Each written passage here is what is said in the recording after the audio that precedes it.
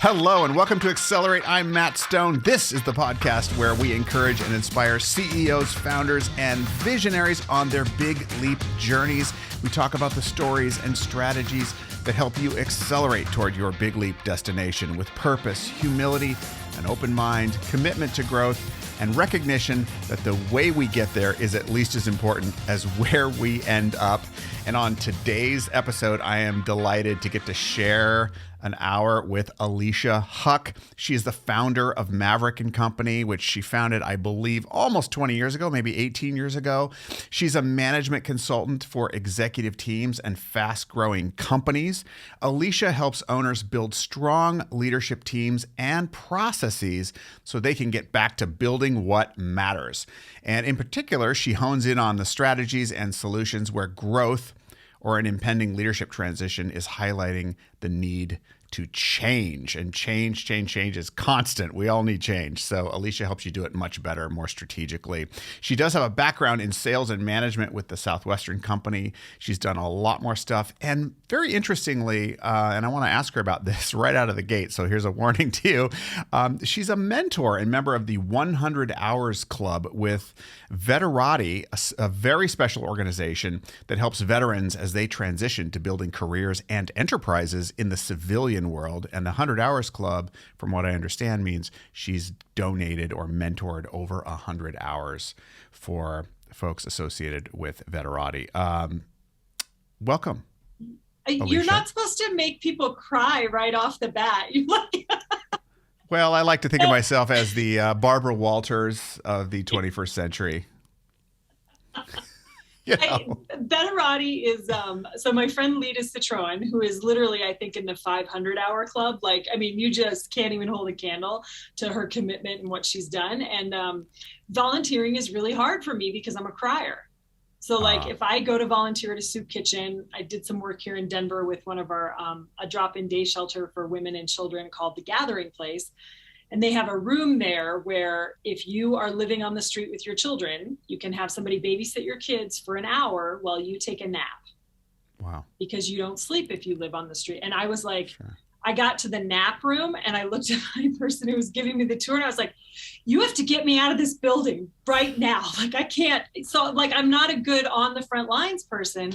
And Veterati is this amazing, brilliant idea. And they match you up with veterans. It's insanely simple. All the scheduling happens automatically. And then you just do whatever it is you're good at in business. You just give that to a veteran or a spouse that's working on whatever they're working on. And they're some of the most coachable, extraordinary calls that I do every single month. They're one of my all-time favorite things. So the 100 hours just flies by because it's such a good thing to do. And it's so insanely easy. Okay, so I just want to say right now, I'm interested in this organization, and I didn't know about it until I was reading more about you. So maybe after the show, you could help connect me because I'm very interested in. I was just last weekend speaking with someone who does volunteer work in Central Park for veterans. He works with disabled veterans. They help them fly fish. Yep. And of course, there's all, when I was a kid, I worked on a military base. Before I could legally work, my sister and I volunteered for the Veterans Hospital in Washington State. It was on American Lake. And I'm not kidding you, we bowled with the blind. They were mostly Vietnam veterans at that time. And we would take blind veterans to the bowling lanes, and they were absolutely a blast. An absolute, can you imagine? And not bad bowlers either, by the way. They can tell you, the blind can tell you how many pins they knocked down. Mm-hmm.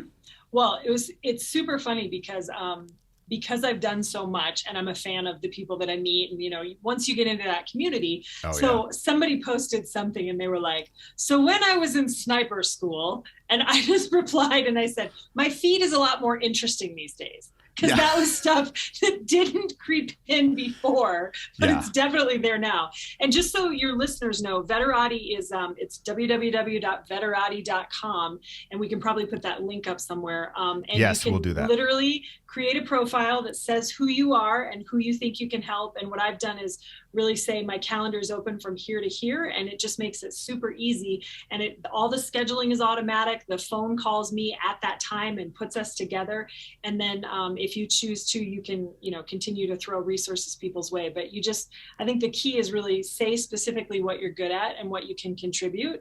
And then the people who are looking for that help can make their way to you. But I know so many Marines and Special Forces people and, all of it. It's just so incredible. And the spouses and the work that everybody's doing. And, we all like to talk about how patriotic we are and how much we love veterans. And I think that's a really, really simple, easy, great way to show it.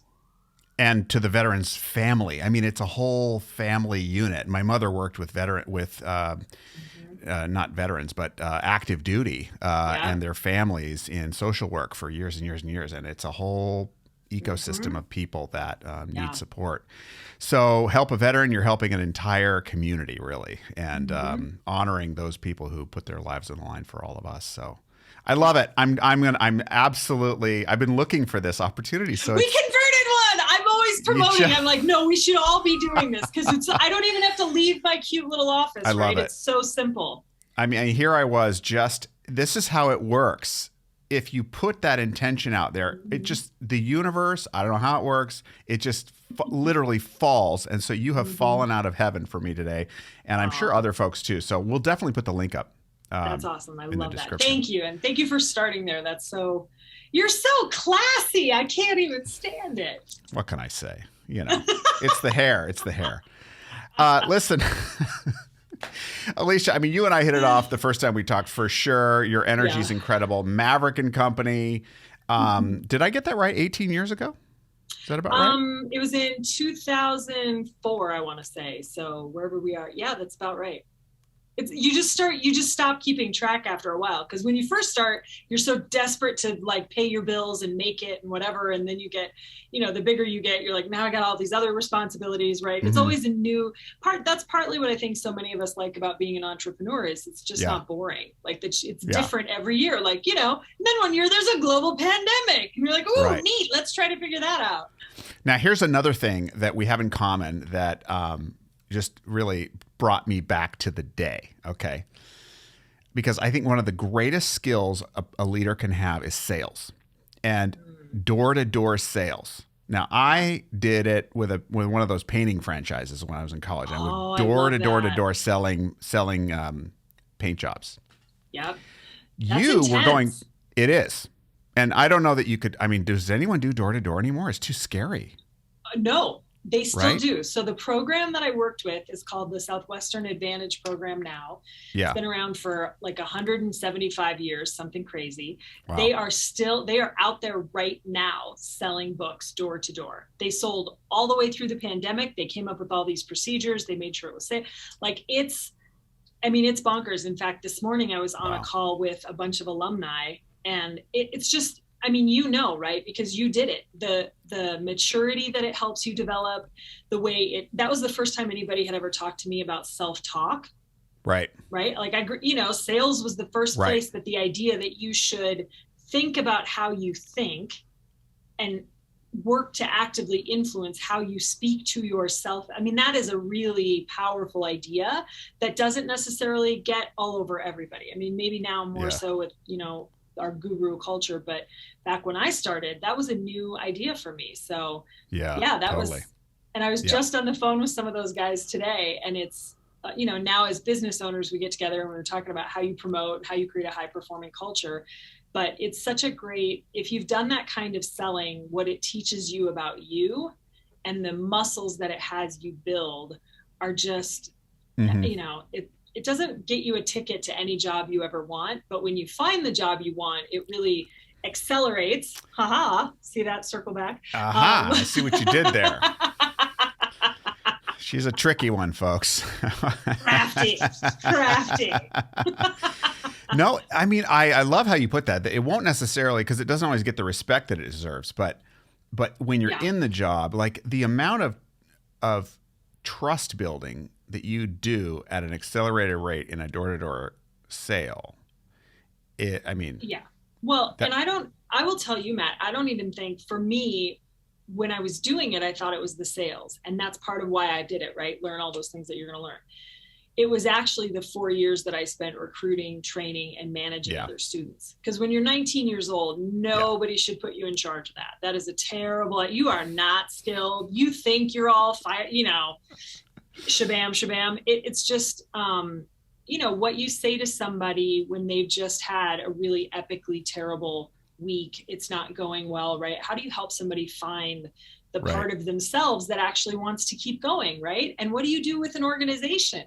I mean, the thing I loved most about those summers in retrospect is that they're like the fruit flies of the business world. Like in research, in medical research, you use fruit flies because they have a short life cycle. Right. So you can see lots of generations. And similarly, what we did to train people going to the field in the spring and then into the summer, we knew right away whether or not it worked. Like you get a week in and you know whether or not you were effective. And when you have a meeting with somebody on a Sunday, you just need the stats to roll in Monday night to know whether or not that meeting worked. And so you get more feedback. The feedback failure loops, the feedback loop is much tighter. And for me, I mean, I added it up one time and I did 30,000 cold calls before I was 30. Wow. Which is, and by the way, mind-blowing. They just make me cry. Like once I stopped, I was like, I will never, as long as it was so hard for me emotionally. Yeah. And so it's nice to not be doing that anymore, but I'm glad I did it. But it was a huge learning experience. Yeah. Yeah. And you just learn how to have the kind of conversations that make a difference with teams, right? Yeah. And how to listen for the thing that's going to move the needle for folks. And you just get so much of your dumb stuff over with as a leader. While you're still young and it feels like everything's at stake, but I talk to people now. It's funny. I was joking with somebody. I go, $100 million, not that I have it, right? But it has stopped feeling like a big number because there's so many businesses that's just par for the, it's just 100 million. It's just not that much. And when we have conversations about venture capital or private equity, it just, I would like for that to be my personal number and have it not feel like a lot, but we're a little ways away from that. We're working on that. Yeah. Next year, 2023. Goals. It could happen. I mean, let's face it. So I always like to know what was that moment that you knew you were going to make the leap to Maverick? And did you go straight to Maverick or was there a different name initially or was it always Maverick at the beginning? Oh my God. This is a good, I don't know if it's a good story. Well, we'll edit it out if it's not. No, I'm kidding. I love that. Well, I had sold books in college and done really well, gone into a corporate sales job and not done really well, got fired, right? I'm one of those, it's like been fired from multiple things because it just was so bad. And I just wasn't sure what it is I wanted to do. So I worked with a company that did experiential learning workshops with high school kids and I got fired from that. Like I did well. And then, I wanted a seat at the table, right? I'm ornery and I'd had all these years of working in a sales group where I was one of the leaders. Like when you help build a massive sales organization and you are running it at an early age, you don't want to go backwards after that. And so I took a little break. I was managing a friend of mine's law firm part-time. I built all this stuff in that law firm, systems and processes that they still use to this day, like these little pink sheets and the folders and the whole, because I'm a big systems nerd. And I just remember I had gone on a vacation to California. I did this class and they were all talking about, that old saying used to be, what would you do if you knew you couldn't fail? And there was some leader or something that I heard, and it was, what would you do if you knew you could fail? Like, what if it was okay to fail? What if it was okay to not have it go well, right? And something about that, for me, I was like, if I don't let go of this other thing, I will never make the product. Like, I can't do both because my safety net doesn't work, right? Mm-hmm. So I came back, I let go of my safety net. It was the most epically stupid thing you could possibly, like, it's the worst possible way to start a business. I had no experience. I had no money in the bank. I had no connections. I'd been doing door-to-door sales, which I was never going to do again. And so I had no idea how to like build a network and work, like that. I remember calling a friend of mine and being like, so how do you put together like a contract? Do you have one I could like borrow? Right? We're all these little stupid things. But for me, luckily I didn't have a family. I didn't have, all my responsibilities were basically me. And it made it possible to be really broke for a long time and, do a whole bunch of iterations. Like people kept telling me to do sales training. I was like, I don't want to do sales training. Didn't you hear that? I don't like sales. Right. Yeah. I don't want to spend my life teaching people how to get past secretaries. That doesn't feel right. But so it was a long, windy kind of journey. But I think when I look back, all the times that I tried to veer off course and go to work for somebody else or try something different, it just, life kept being like, nope, this is where you belong. Sort it out, sort it out, sort it Right. out, which wasn't fun at the time. But, once you find your stride and you can put your effort toward not just surviving, but like making progress and really building something. And I think I would say too, it's just really inspiring to have a front row seat you're a coach, right? It's really inspiring to have a front row seat at some of people's best and worst moments, to see them make those changes and have those ahas, those epiphanies where they go, oh, I don't have to do it this way. I could actually get what I want. Because especially I think when you work with entrepreneurs and leaders, they're all in, right? Like this is not some casual exercise for them.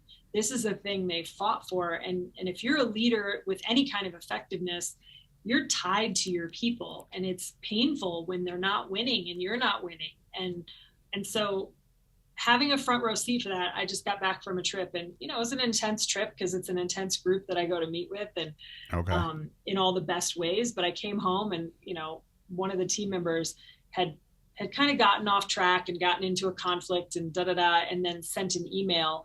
And I was reading it in the Denver airport at like 9:30 at night on a Wednesday. And I almost started crying at baggage, like walking through the baggage to get out, because it was so, this person just was so responsible for their part in what had gotten off the rails, and was so humble and grateful about, hey, thanks for calling me on that. And it's just not the world most people are operating in, right? It's not, that's not how every day goes. So, wow.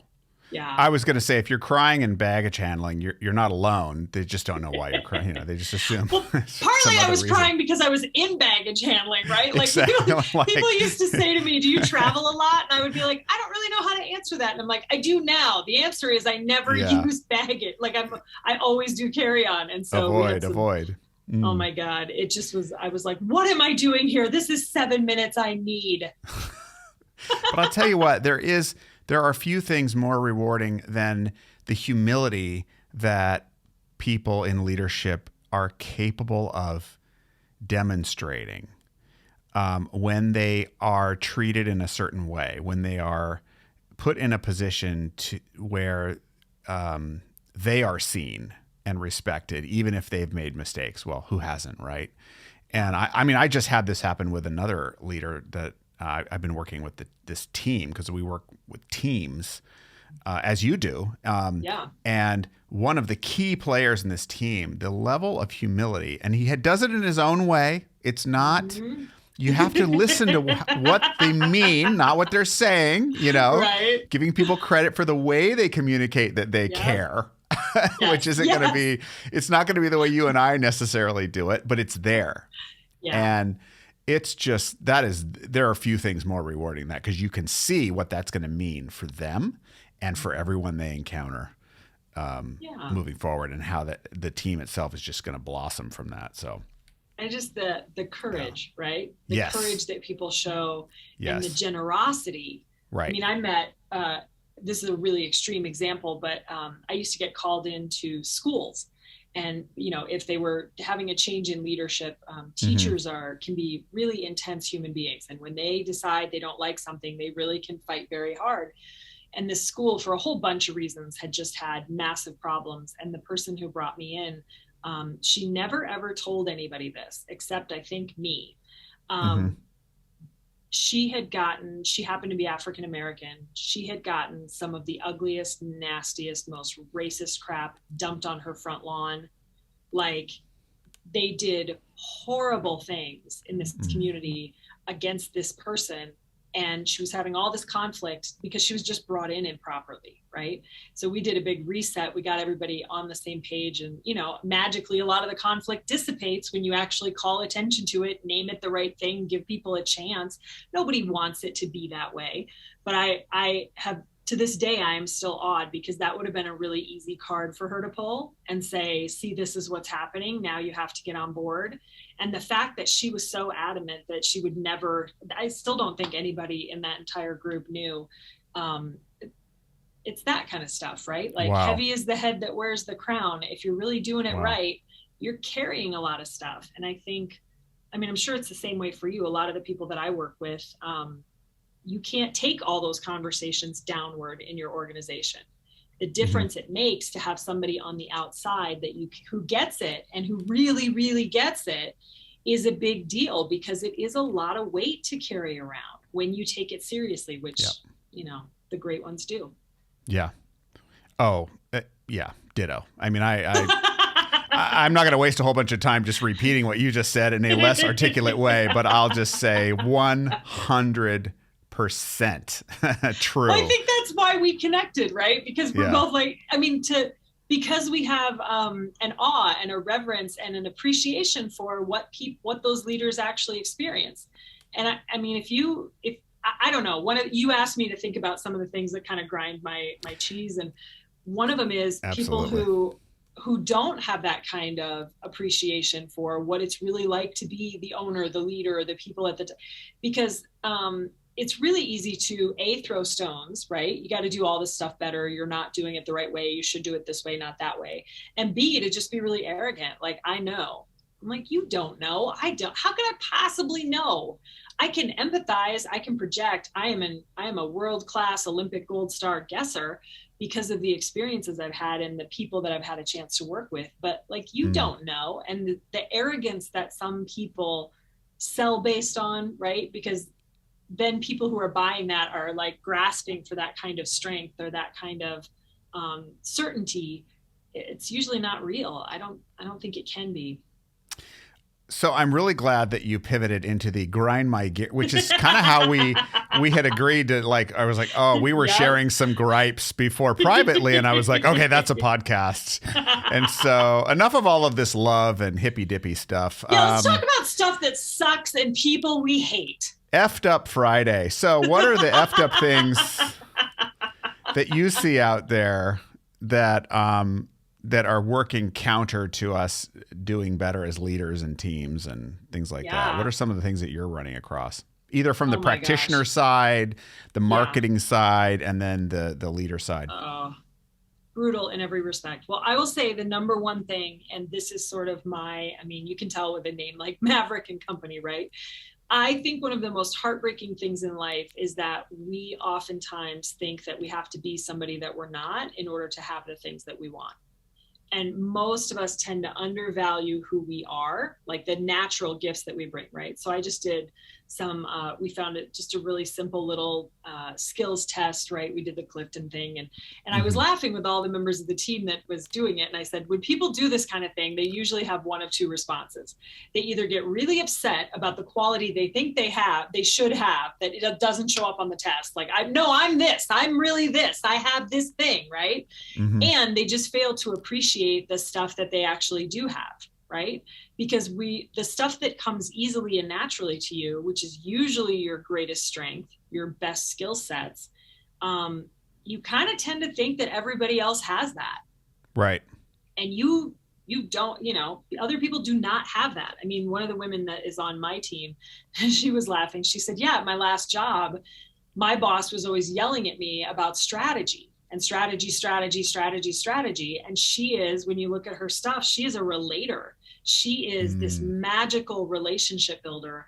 And she really has a great feel for just in the field, what are the assets we want to pluck out? And she gets things done through people, not through strategy. So her boss was always yelling at her to be more strategic. And she just said, man, I like being in a place where it's actually appreciated that this is how I win the game. And I'm like, are you kidding? That's why I hired you. That's the number one reason you're here. So for me, it's the heartbreak around, and I think part of it is we have a lot of people who are invested in selling you their way. So they want to make your way wrong or insufficient or incomplete, not maliciously a lot of the time. Right.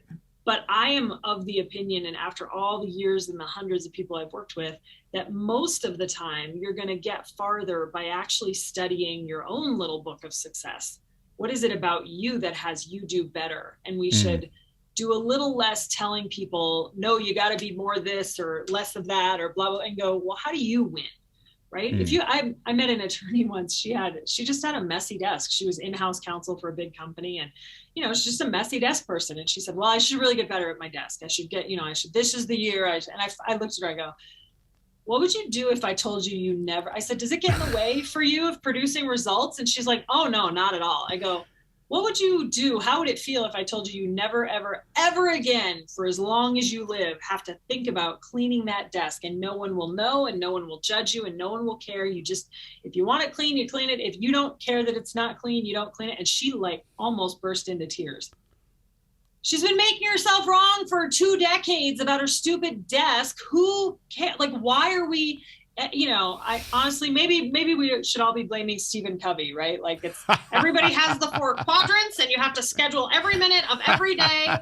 And if that works for you, great, but I'm not a schedule every minute of every day kind of girl. That's not going to work for me. So why would I be killing myself to make that happen? Reminds me of getting things done. It's kind of like, it can be very powerful. It can be, it can be useful. But engineers with book deals are dangerous human beings. Right. I love them, but my God. Yeah. No, I think that is one thing that we're learning how to honor difference a little bit differently these days. And it's still a work in progress, but, realizing. But don't tell my wife anything about that whole you can leave things messy thing. Okay. I want to be clear on that. I don't think she's paying attention to the podcast right now. But if she does, I may have to distract her around this point in the conversation. Well, and it's tough, right? Because you can't be I heard it this way. So James Earl Jones came to my little university. I went to the University of South Dakota, and he came to talk about diversity. And let's just be really honest and say that diversity is not really a thing. It's most South Dakota, yeah, are white German Catholic, including the Lutherans, right? It's a pretty, if you get off the plane with blonde hair and blue eyes, you're probably related to one of us, is how I think about it. Yeah. And we do have, a strong Native population that we tend to disregard. And at my university, we had some exchange students and some student athletes, but we were pretty looking one way kind of group. But he was talking about racism, and he said that Martin Luther King used to talk about racism and say that the problem with racism in this country is that we relate to it like, if your end of the boat is on fire, it's not my problem. But the truth is, we're all in the same boat. So if your end of the boat is on fire, my boat is also on fire. And that means I don't just have a right to speak up and say, hey guys, stop setting fire to the boat. I have an obligation. Mm-hmm. We should all be interested in that, right? So I think one of the tough things in organizations is we kind of bastardize the concept of teamwork to mean Matt's a schmuck and doesn't do his job, but I am a, quote, team player, so I will now pick up the slack for him. Right. Right? And instead, what it should be is we're all on the same boat, and the boat is what gets us there. So what kind of boat do we need to design that lets the vast majority of us have our best shot at success? Yeah. And if we thought about it that way, then we could find that middle ground between you have different rules for how much of a mess is actually a mess than your wife, right? Or at work, what actually works.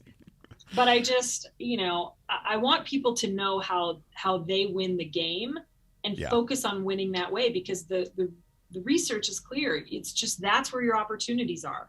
You can't maximize what you suck at. You can maximize what you're good at. Well, actually, so this is one thing that grinds my gears that's related to what you said. I think the over assumptions around the meanings of words. So we throw around these words like empathy, and then they become a thing. And then it's like empathy. And I don't see a whole lot of quality discussion around what empathy is, how dangerous it can be, how draining it can be, the boundaries you need to have a healthy relationship with empathy, how you have to earn your way to empathize with someone. If they don't accept your empathy, what good is it? I mean, there's all of this stuff around it that it just becomes another term that, and maybe bastardized. It gets bastardized. Actually, that's the exact right thing. And so now the word strategy in the example that you gave before, what kept coming up for me with that leader was, you need to be more strategic. And I'm thinking, she's highly strategic. You have to be very strategic to get up to herd cats in a way that they want to go where you need them to go in order to get the right thing. I mean, to work with people that way, yes, that's a next level of strategy. That's Jedi. That is Jedi. That's Jedi funny. shit. That's the same that is Jedi level shit. I mean, that really. So instead of, but we get, and look, I've been there too, but like there's some leaders that I meet that are so bought into their system, whatever it was. If they did Six Sigma, if they did, and again, there's value in all of it, but it can't be used then. It gets used as a shield or a sword. Same thing with personality profiles. Grinds my gears. Oh, I took a profile. Now this is who I am, and now I'm going to walk around. It isn't who you are. Yeah. And therefore, I can't interact with you because you're blue and I'm purple, and we don't get along. So it's an off the hook as opposed to an opening for a conversation. Yeah. Yeah. And they're busy wailing on each other. One of the Myers-Briggs books that I read years ago was Please Understand Me. And back then, okay, so I read it and I did my profile or whatever. And now I look at that and I go, what a horrible thing to say. Please understand me. I mean, it's like, well, I mean, I want to be understood. We all do. But, we're dynamic. We're so dynamic. Each relationship is unique. So I can know my type according to this particular test. And there is value in what, internal self-awareness, definitely in that. When it comes to relating with other people, however, if you stop there, you are dead, because labeling you as an INTJ, that I heard you're an INTJ, and then reading what an INTJ is and figuring that I've got Alecia pegged. Right. No. By the way, sidebar, if anybody ever asks you what you are in a type and you don't want to tell them, the answer I just give is they say, well, what's your Myers-Briggs? I go, I think I took that. It came back, let me think. Awesome, more awesome, super awesome. Oh my God. I've been waiting for that solution for years. Right? You can steal that. You got to come up with one for disc too. Same one. Just awesome. There's 4, right? There's awesome, more awesome, and it's Well, and supremely to me, it's a little bit like, people will say, well, I have an open door policy. I'm like, that's adorable. Right. And I almost wish people would stop having them because they make you feel like you've done something. Right. And I just had this conversation with somebody. I'm like, it's not the open door. Right. And they're like, well, they could come to me.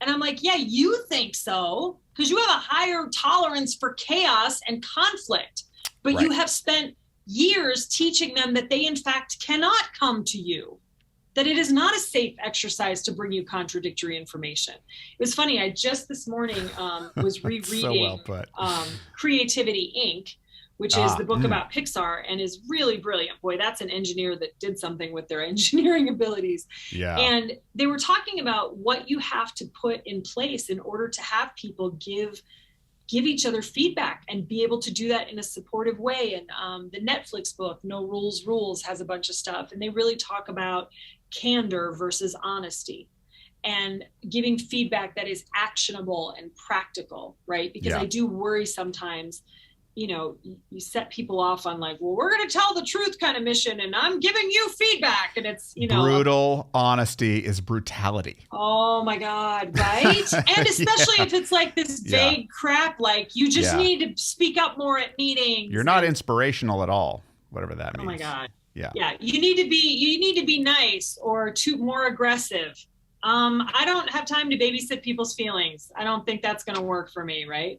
So I just think it's a lost art form. Don't get me started on competencies. Okay. don't. My microphone might break. I'm going to need a new one. Matt bursts into flames. Oh my God. I know we have to scale things so they can be sent out to 10,000 people, but yeah. So listen. Not forgetting that you got to be, you never get a hall pass for being awake and intentional. Like it's going to keep changing. It's going to keep moving. You got to keep re-engaging. It's a mistake to think that it's handled. If you think it's handled, you're screwed. You're screwed. If you think it might be like, okay for the minute, you probably, that might be a reasonable assessment. Yeah. Absolutely. And I'm a little distracted at the moment, I'll just admit, because I'm trying to I closed out this window that had some really good stuff on it. And it was from and I encourage anyone if you're digging Alecia as I do, go find her. Be? I know. I mean, her Myers-Briggs type indicators are awesome. I mean, more awesome and super, super awesome. The 17th type, the one you didn't hear about. But I just really like in your about section, you have a section here. It's 5 bullet points, and I thought we could go over them real quick because I think they're really good. Signs that your leadership team needs help. Can we just go over each one of them and have you talk a little bit about how you come to that? So the first one is, go ahead. Oh, and I'll just preface that by saying that my specialty is really working with executive teams in fast growing companies. And a lot of them don't know how to scale a business, or they're scaling, but they have some places where they really get it and some places where they don't. So like they get big and then you just see this cascading series of problems. Right. So over the years, as I've looked, there's a pattern that gets established. And I think the thing that's key is that these are the problems that pop up that you think you should attack this problem, right? But it's not that. The thing underneath it is what is really going to bear fruit. And so these are the warning signs. But, I saw an episode of Big Bang Theory where Penny, the character, had gotten a check engine light. So she put a piece of duct tape over the light. What a great solution. Yeah. Yes. Just sort of like, let's just get more organized. That'll have us be more efficient. See no evil, speak no evil.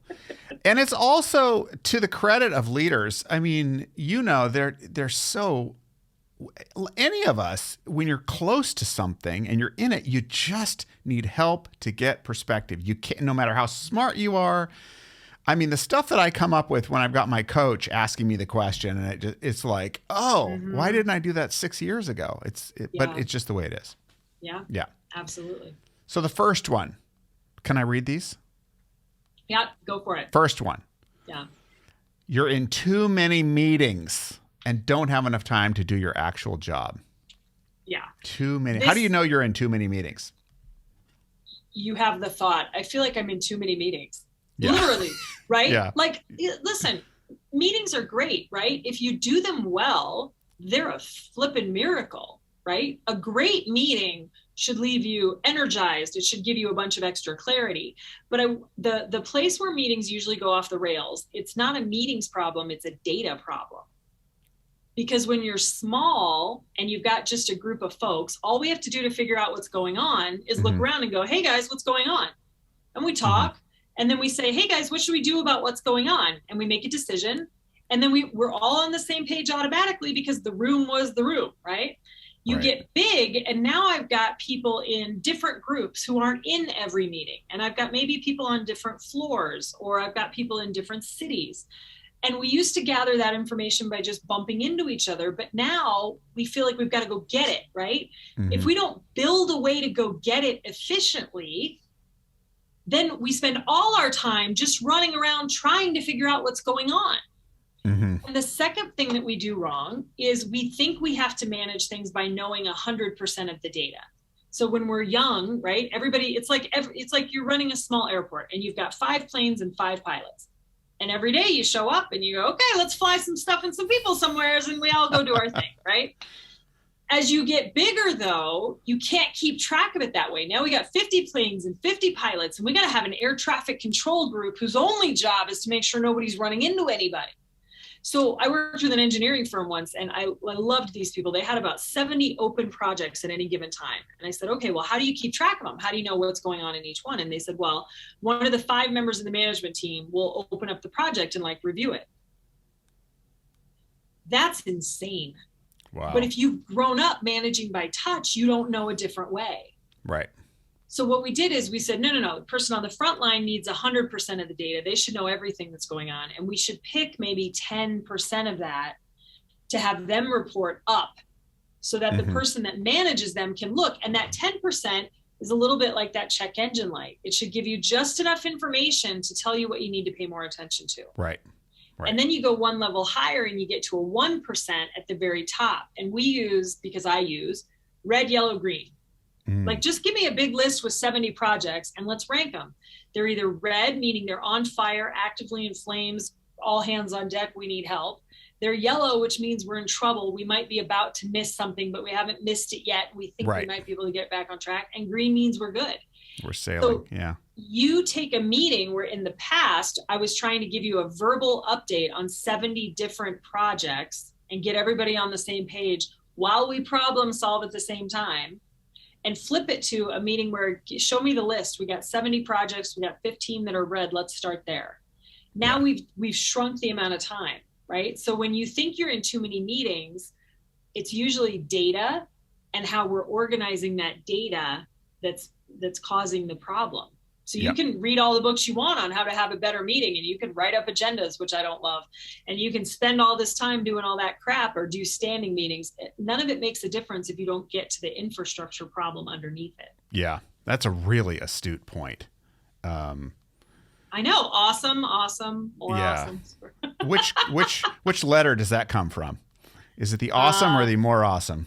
I don't know. I didn't read it that closely. You're going to have to go back and read the type. Okay, here's the next one real quick. So you're inefficient. It sometimes takes forever to get good work out the door. Yeah.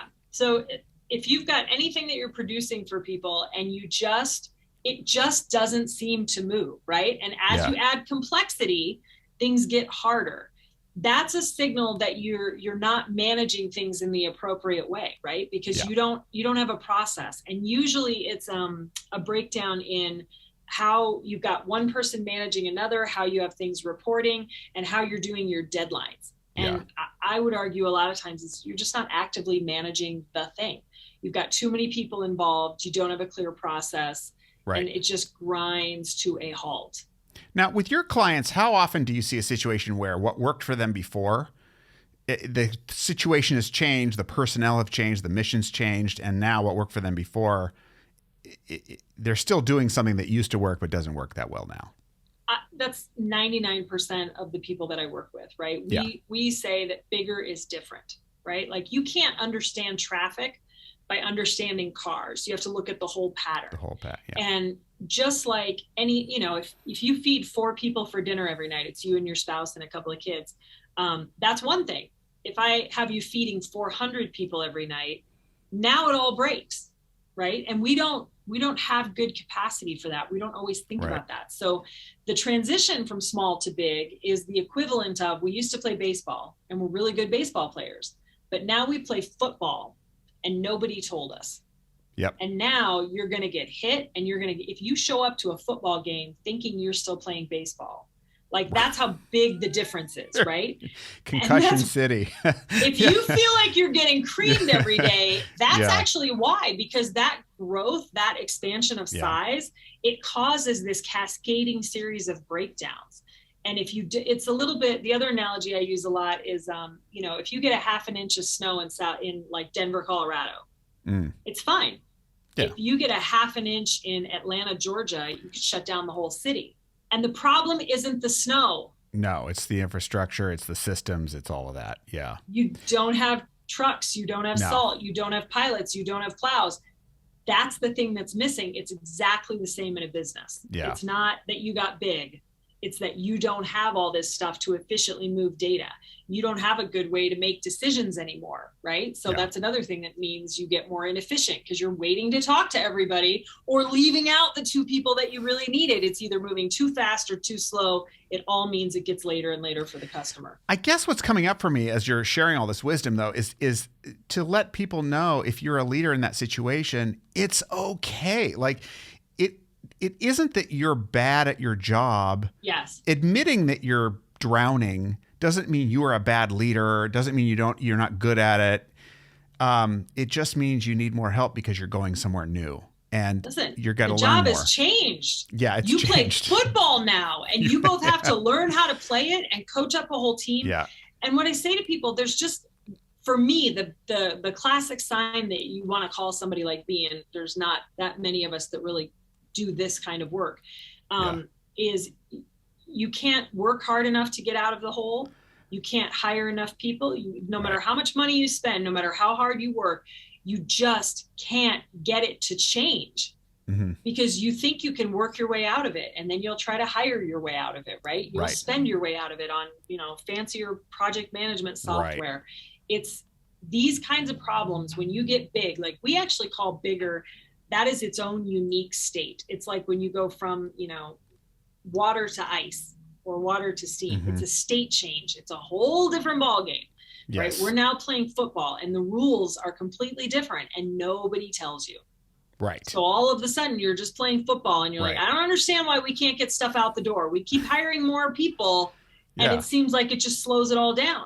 So you're exactly right. They should definitely know you are not alone, and you're not stupid. Your business might look the same, and the logo's there and the door and what.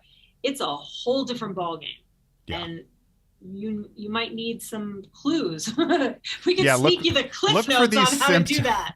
Look for these symptoms, and if you're feeling this, it's okay. You can come discreetly admit that, and Alecia's going to help you figure out how to reinvent yourself. Yeah. Again. And it's all born of that you did a whole bunch of stuff right. You worked really hard. I think that was the big. Thank you. And you can't just shrink it. Like that's the other problem. What are your options? And some businesses will just end up failing enough, right? Yeah. You'll lose some good people, you shrink, but that's a very painful thing because you've already got these people on payroll. You invested all this time and money in that growth. You bought all the computers, you're in 2 floors. It can get really ugly really fast. I keep seeing these advertisements online for building the business of your dreams and working 2 days a week and spending the rest of the time on the beach. Are you telling me that is not true? I can't believe it. What I don't understand is why are they always the cheapest signs you've ever seen in your life? Like, if you're making this much money, can't you afford a real sign? I mean, I don't want to be skeptical. I'm just a consultant. Yeah, who am I to say? Yeah, no, there's a lot of that. Okay, let's go to the next one here. Inconsistent quality is causing customer problems.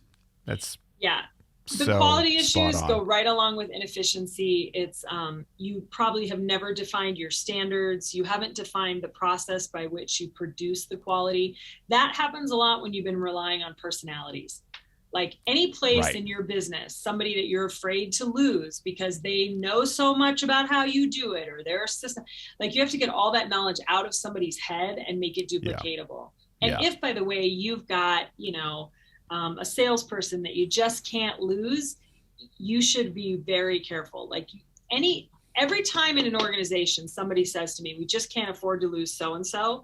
And then a year later, that person's been fired. They've moved on. They whatever, or we uncovered bad stuff. What we always find is A, you can definitely live without them. Yeah. And B, there are bad things. There are creepy crawly things underneath that rock. And when you discover them, you will be even more glad that person is gone. Yep. Absolutely. Single time. And so often those are the people who are, they've got the, often, not always, the ego issues, the keeping other people down to keep themselves elevated. I mean, it can create such a toxic performance culture. This morning I was asked, well, what's your clue what's your hint that you would give people about creating a high performance culture? And I said, fire people. Yeah. Like, here's the thing. A lot of people, and I know a lot of owners are really worried right now, right? There's good people you want to keep. Here's the thing. Sure. Most of the people who are leaving are not leaving just because you can't pay them as much or blah, blah, blah. They're leaving because there's a coworker who has an attitude problem, an effort problem, or a results problem, and nothing's being done about it. Or they have a manager that is the problem and nothing is being done about that. So do a hard audit, right? Some of your people are just difficult. And my gauge is always attitude, effort, and results. Mm-hmm. You can have a bad day. You could be going through a divorce and maybe your attitude slips. You can always be giving me 2 out of the 3. Yep. You should be doing 3 out of 3. But if you have a bad day, bad week, whatever, that's fine. But if you take a good hard look at your people and ask yourself, if they quit tomorrow, would you be relieved or sad? And when you look and you go, I'd actually be kind of relieved, because your low performers take up so much of your time and energy. And you've got to remember, as an owner, this is one of my big things I teach people. However bad they are in front of you, they are 10 times worse when you're not in the room. And that's a conservative estimate. Yeah. It's Lord of the Flies out there, and you might be able to tolerate their bad attitude. You just have no idea the kind of stuff that they say and do when you're not in the room. That's it. Because you're at the top of the power hierarchy. So it's get rid of your bad people, hold them accountable, move them on. That alone would solve a ton of human problems and retention issues and loyalty issues. You can't pay people, that's fine, but I can make sure you don't work with jerks. While we grow this business together and then earn the rewards. A lot of people will stick around for that if they see the progress. A lot of good people. People want to see growth. One of the most demotivating things ever is I don't see how I'm going to grow in this job. And frankly, having coworkers like that where the business isn't handling them, to your point, I think is one of the biggest indicators that I can't grow, because look at first of all, growth isn't rewarded around here. And they don't fix problems, so I should go somewhere where they do and where I can grow and thrive. Well, why wouldn't you? To your point, I love that. Why wouldn't you be in a conversation with your people about where their learning edge is? Yeah, right? Hey, this quarter, here's what I'm focused on. Right. Here's the book that I'm reading. Here's the class that I'm taking, the TED Talk I'm listening to. Right. Don't I want to know what your growth edge is? We know that human beings need to change and develop new skills over time. We know that gives you a confidence boost. We know it makes you more effective. So, sometimes I laugh with groups. I'm like, listen, books are cheap and it's not the only way, but why wouldn't you have a library in your business? Yeah. Like, people might keep the books. Great. That's the best problem in the universe, right? I mean, buy them some, they don't read. They listen to audio. Well, buy some audio books. Like, it's... Everybody gets Audible. No, it's true. Blinkist, any of these things, can be great benefits for sure. Yeah. Yeah, have them read it and have them talk. By the way, side note, there's a book called Loon Shots by Safi Bahcall. And I talked to a friend of mine about it, and she has a book club with her salespeople, right? She's about a $500 million quota with her team. So she's doing some stuff, right? Doing a few things. And I had connected with Safi Bahcall a little bit on LinkedIn. And so I randomly left him a note and said, hey, they're going to read your book and I'm going to be, you want to join us? And he came. No way. He hung out for like 45 minutes. It was the craziest, most amazing. Generous, but stuff like that, right? Because they have a book club. They talk about things and they encourage their people to bring in that good stuff. There's one of the things people forget in the conversation about money. And listen, some of this is game-changing money. If somebody else can offer me $100,000 more than you, or even 50 or 25 and a better bonus, better health insurance, maybe that's worth it for me to move.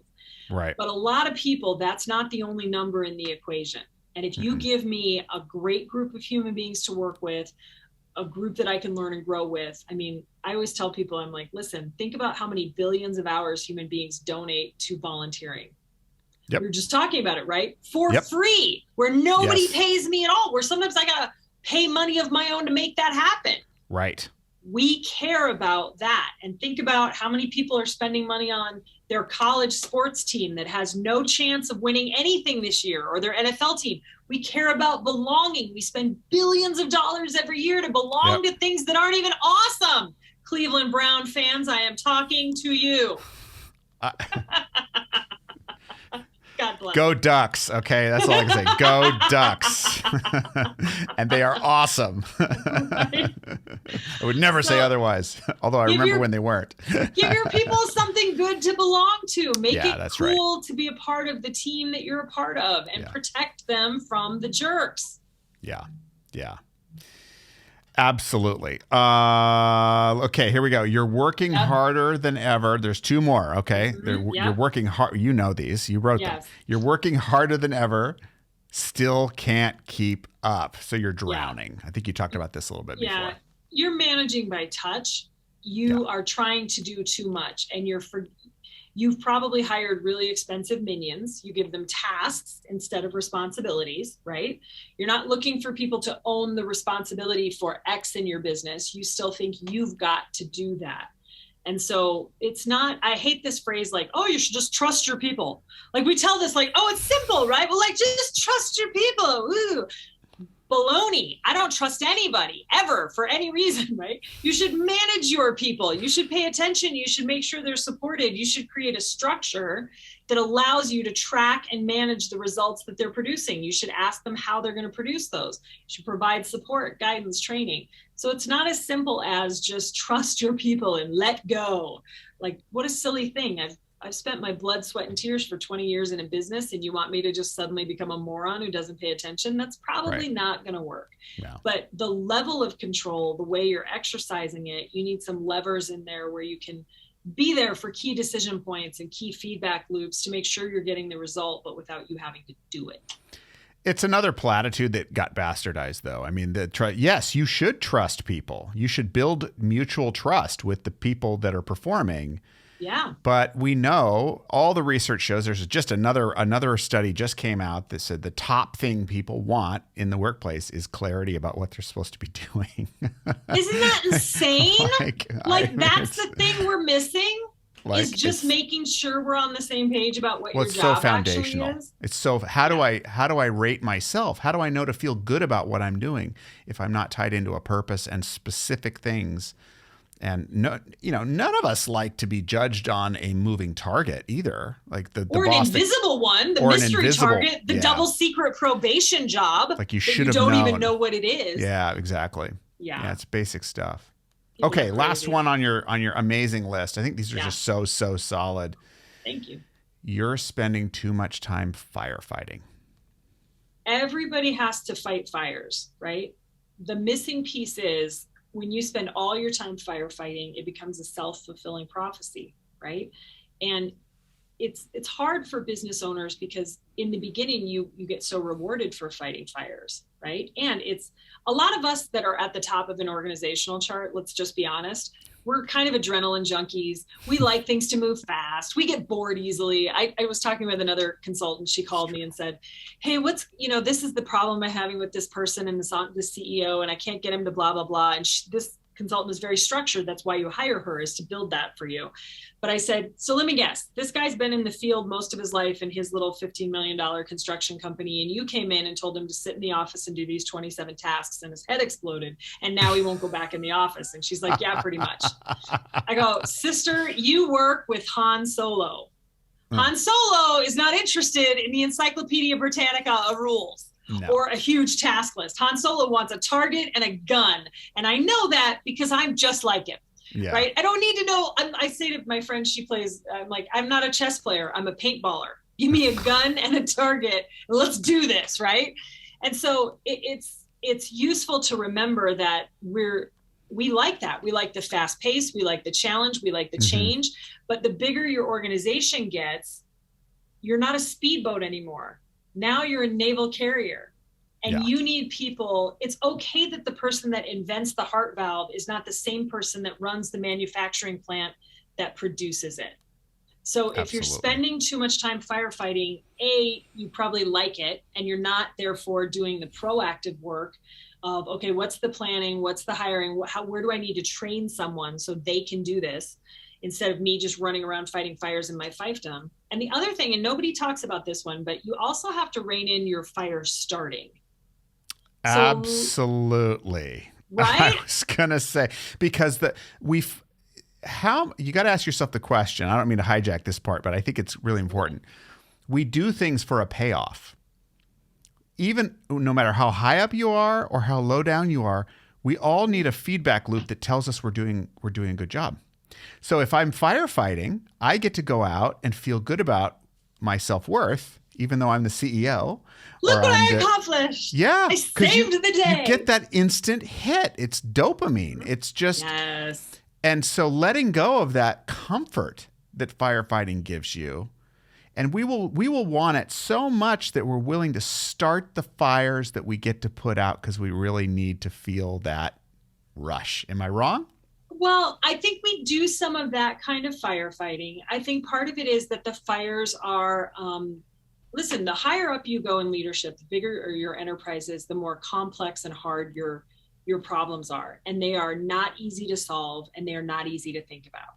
And because we tend to be more high energy, action oriented people, if you say to me, do you want to just go solve this problem right now that you know how to solve, that you can be rewarded for solving and feel good for solving? Or do you want to sit in a conference room and talk about problems that actually don't have a solution, and you're going to invent one that you're going to go with because you need one, but you always know that it's fraught with danger? And I mean, it's a problem.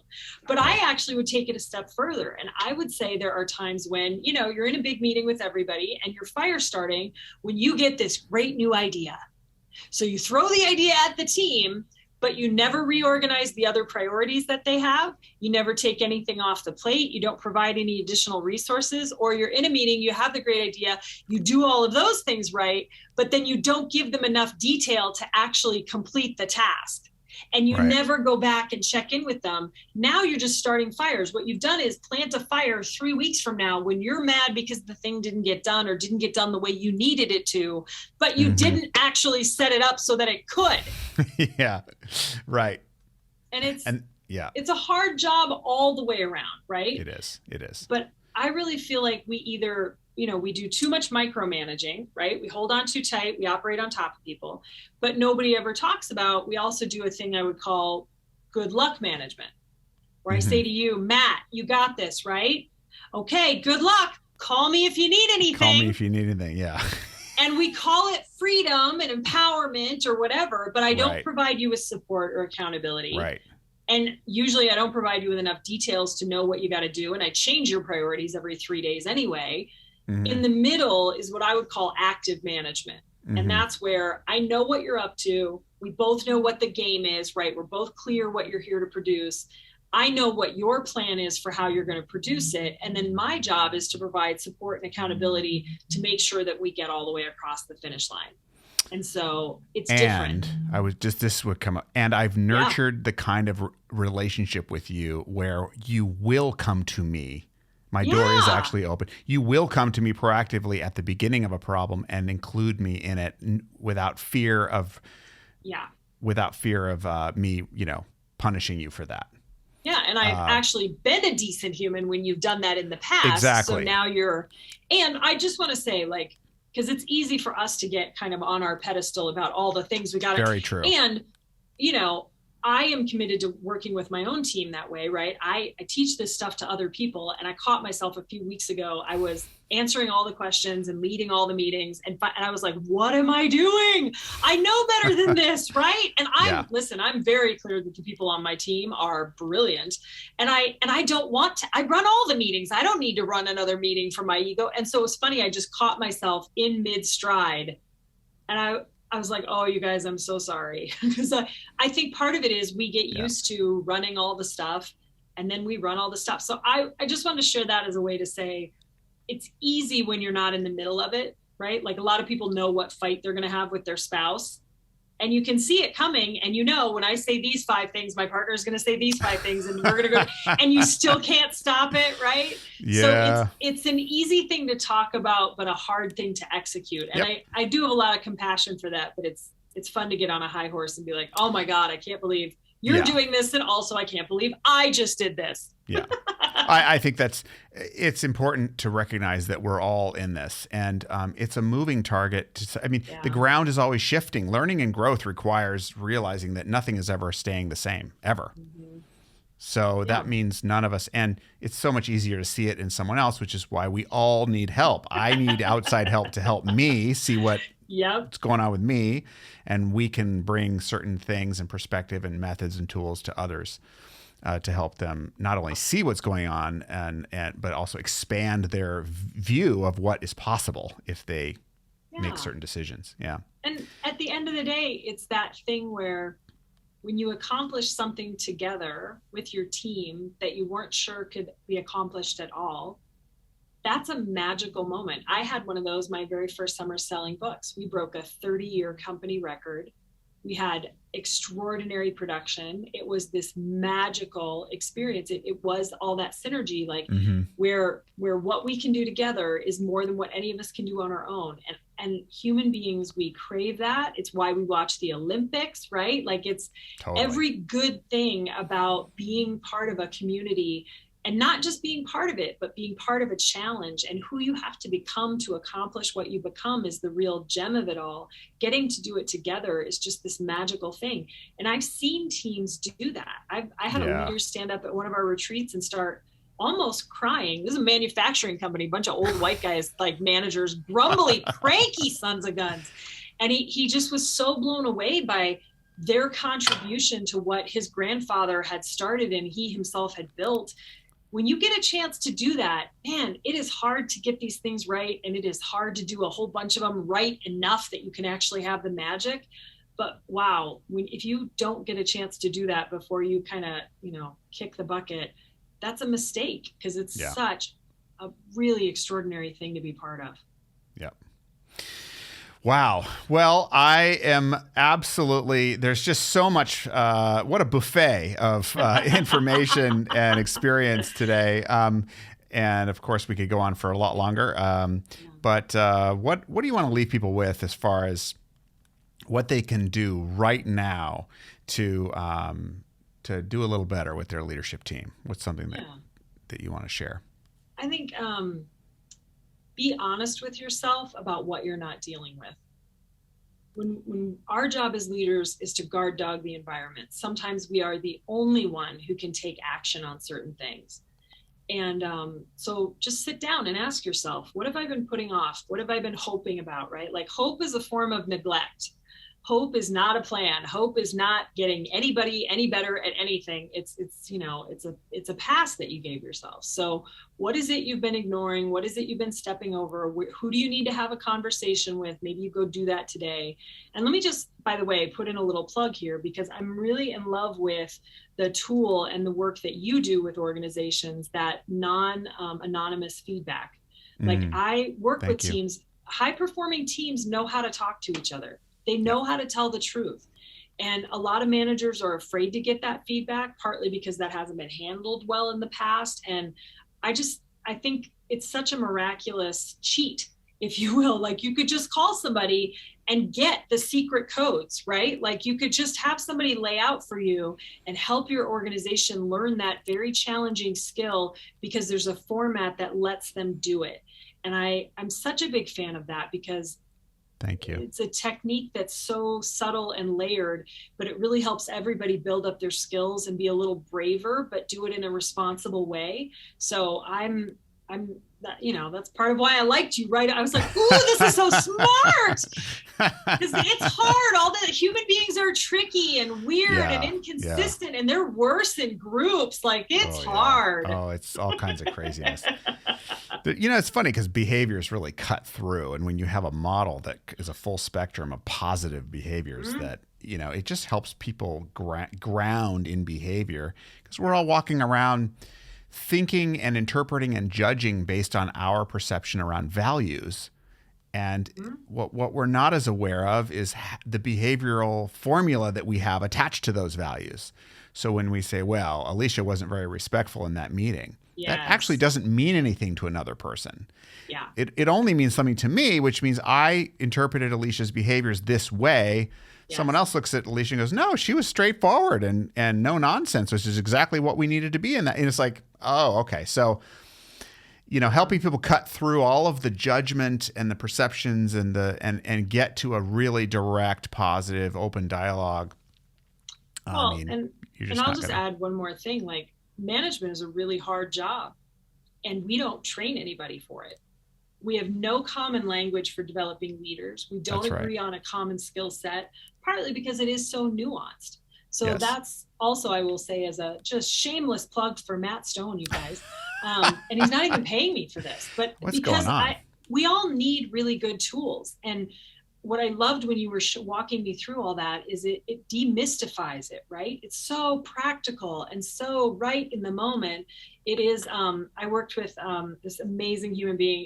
He's the Chief Justice for the State Supreme Court of Kentucky, Chief Justice Minton. And we were working on some treatment court problems, and I'm lucky to be with the Centers for Court Innovation and get to tag team in on some of those and help out there. But he said, he grew up in Kentucky, and he talked about there are some things that you can only deal with at the face of the coal. Like if you're in a coal mine, right there at the face where they shear it off. And I feel like your tool is one of those that's at the face of the coal, right? It's right there where the practical thing is needed. And in my world, I don't really, I don't have a lot of tolerance for cliched advice like, people don't know how much you care until they care, or know how much you blah, blah. The one about knowing how much you care, right? Yes. Or like lead by example, which is all great stuff and very true, but it's not at the face of the coal. It doesn't solve my Tuesday morning staff meeting with two disgruntled people, one slacker, the new guy, and then the hero person who's just holding it all together for me with a ball of string. Like your stuff is very much, if I'm a new manager or I'm a very experienced manager, it gives me exactly what the breakdown is between me and my people and a useful way for us both to get better. I mean, come on, that's practically cheating in a good way. I'm going to grab that line. It's practically cheating. But the beauty is that when we work with brilliant consultants and practitioners like yourself, that you can help identify and also create the conditions that allow that person to get in front of that coal. You don't just go there.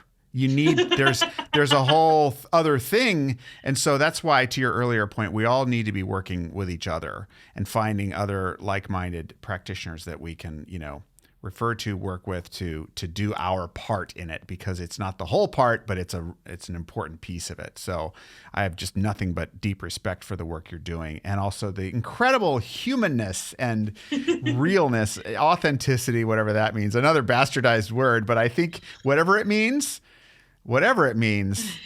you exemplify it in spades. I might take that whole one because you can steal it. You want to show up all the way real, right? And just the older I get too, we just have less capacity. I just have less capacity for pretending. Yeah, I'm just running out of intolerable. Yeah, it's intolerable. It's absolutely intolerable. But what is very tolerable is spending time with you. So, Alecia Huck, how should people find you? What would be the best path to learn more about you? You can definitely go to maverickandcompany.com. We have all sorts of crazy good stuff there because I'm a creator, and whatever good stuff I find, like you want a list of 100 books, I'll get one for you. But there's all kinds of stuff about how I work with teams. And then a great thing to do is to follow me on LinkedIn, because we publish all kinds of good stuff for leaders there. And you're always really welcome to reach out. Like there will be some people who think, oh my God, I had somebody reach out to me and he said, I don't know if we're too early to work with you or too late. Like we're at about 10 million and it feels like this, but I don't know if I should have called you last year or I should wait until next year, or now's the perfect time. I like those conversations, you guys. And if you have an inkling that maybe you should be working with someone like me, you should just call me, because I'm more fun than other people who are like me. Agreed. But and also, even and your if Myers-Briggs letters are, well, can't beat that. But it's just worth having the conversation, because sometimes that first conversation can help you pinpoint. I have a client right now, and it took him 3 tries to get me to work with him. He called and said, it's this. And I said, nope, go here. And then he called again and said, what about now? And I'm like, nope, it's still not time. And then he called a 3rd time. I was like, I don't know, maybe. This is the one. This is the one that you hire me for. And he makes fun of me because now we're still back to working on the very first problem. And he's like, see, you should have worked with me when I told you. So you won't get a hard sell, but I will be really straight with you about where I think you're at and what will make a difference, because I think we owe that to each other. We absolutely do. Absolutely. Alecia, thank you so much. I can't wait. This was so fun. Can't wait to do this again soon and offline as well. So I know people are going to get a lot of value out of this conversation. I absolutely know that for a fact. So thank you for the work that you do and for having me on. I love the conversation. I love the tool. I love your work with people. It's just so damn good.